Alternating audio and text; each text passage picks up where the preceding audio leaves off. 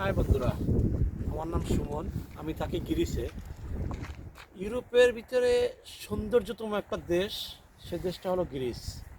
এখানের ওয়েদার, এখানের আইল্যান্ডগুলো খুব সুন্দর। বিশ্বের অন্যতম দেশ গ্রিস এইটার জন্য যে এখানে অনেকগুলো আইল্যান্ড আছে। আইল্যান্ডের জন্য এই বিখ্যাত। আইল্যান্ডের জন্য বিখ্যাত এই গ্রিস শহরটা।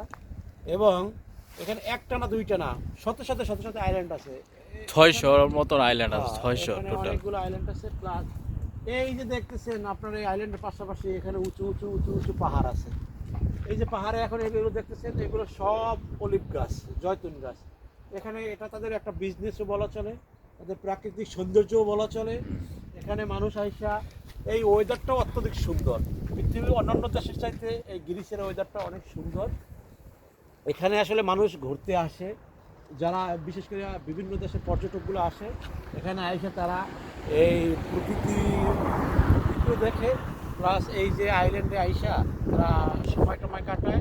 কারণ এখানে তো চতুর্পাশে সাগর। আমি দেখাইতেছি বেশি, বন্ধু এই বেশি একটু দেখাও।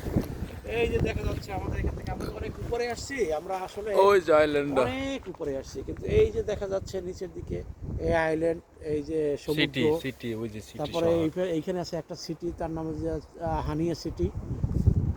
বিশেষ করে এই যে এই অঞ্চলটা দেখানোর জন্যই আপনাদেরকে এই ভিডিওটা করা। অত্যাধিক সুন্দর একটা জিনিস, অত্যাধিক সুন্দর একটা মনোরম পরিবেশ।